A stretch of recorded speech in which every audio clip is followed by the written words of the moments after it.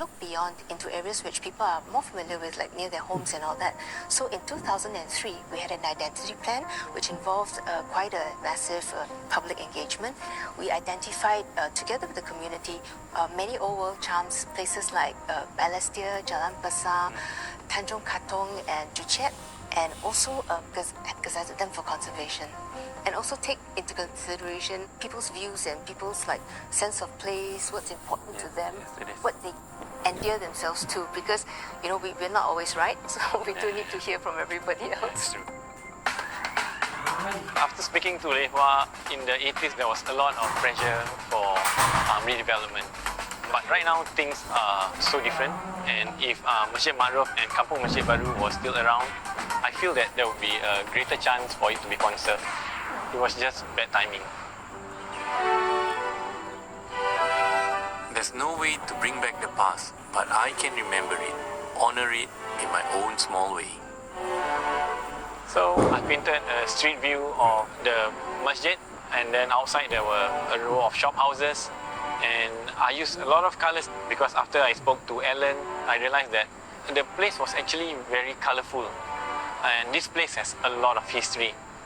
And it's not just any kind of history. The mosque itself, Masjid Ma'ruf, has history of more than 100 over years old, and community around it was the Chinese community where they even had wayang, and all this soul of the country. I mean, Singaporeans should know we are growing as a city, but at the same time, we don't want to forget who we were before, and places like this tell a lot about who we were or who we are. And I hope through my artworks, although in a small part, I get to celebrate what this place was before.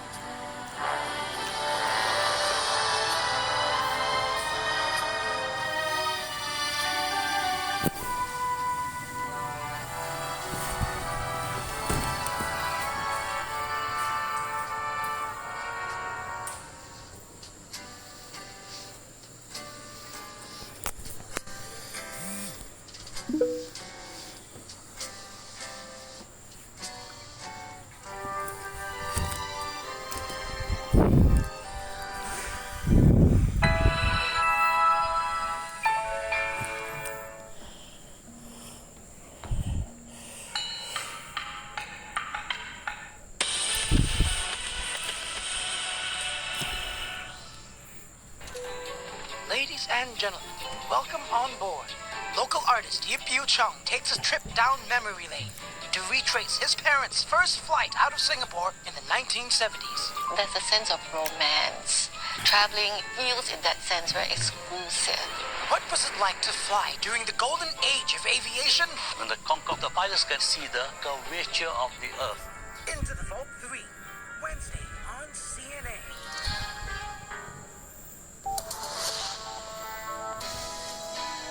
Next on Japan Hour.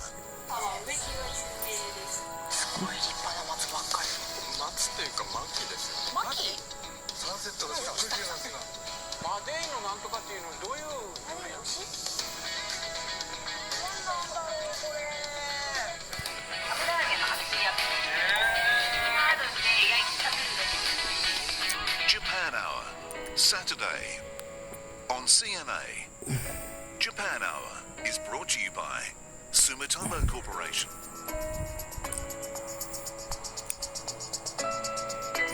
And SMBC.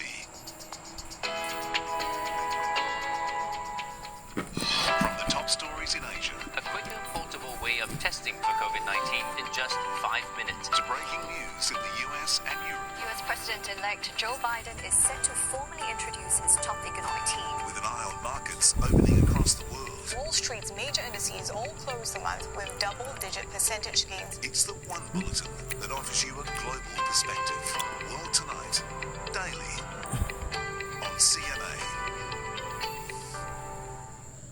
I long to visit the other side of the Korean border.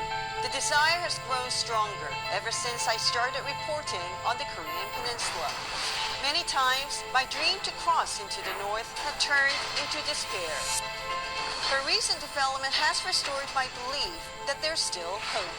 It's not about unification, it is more about reuniting Koreans truly separated by politics and ideology.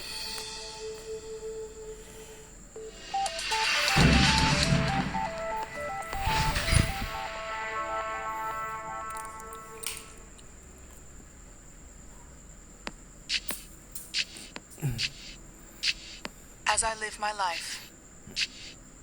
I am increasingly surprised by my strength, my determination, by the power of my beliefs.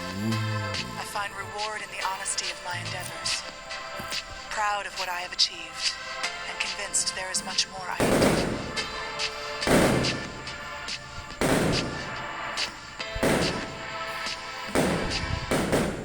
This is Singapore Tonight.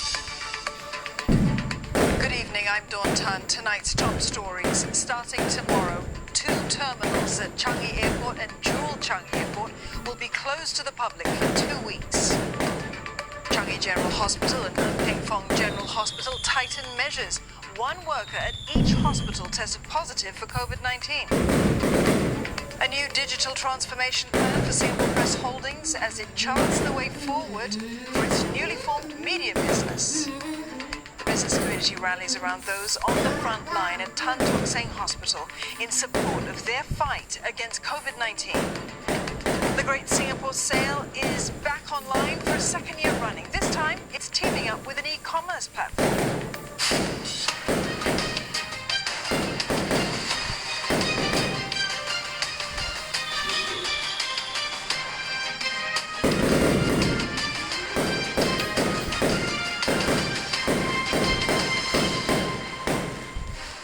I'm Steve Lai. Also tonight, 6 to 8 weeks there.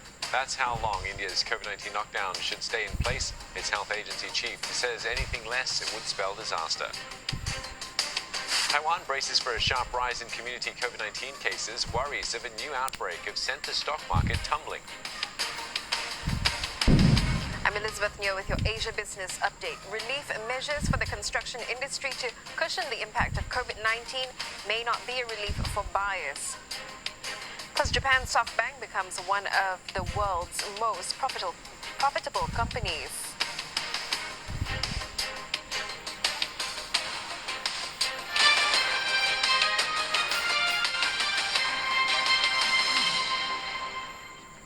Changi Airport's Terminals 1 and 3, as well as Jewel Changi Airport, will be closed to the public for 2 weeks, starting tomorrow.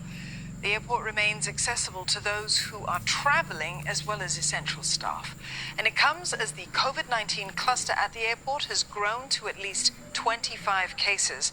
Authorities say that the closure is in line with its testing operations. About 9,000 workers will be tested in an exercise which began on Sunday. Both Changi Airport Group and the Civil Aviation Authority say that they will continue to review and adjust the measures as the situation evolves. This includes extending the closure period if required. Currently, Terminal 2 has already closed for renovation, while Terminal 4 has shut temporarily due to a low volume of flights. Singapore has reported 16 new cases of COVID-19. 10 of them are in the community, including 7 linked to the Changi Airport Terminal 3 cluster. 2 other community cases are linked to previous cases, while 1 is currently unlinked. There are no new cases in foreign worker dormitories. There are 6 imported cases. All of them were placed on stay-home notice upon arrival. The national tally is now at 61,419. Ng Teng Fong General Hospital and Changi General Hospital will continue to enforce strict measures. This comes after 1 worker at each hospital tested positive for COVID-19.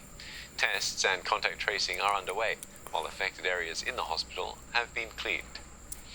The positive case at Ng Teng Fong is a 42-year-old operating theatre technician. He is now warded in an isolation room at the hospital. The Health Ministry and the hospital say he is likely shedding virus fragments from a past infection which is no longer infectious. He last reported to work on Monday when he developed symptoms.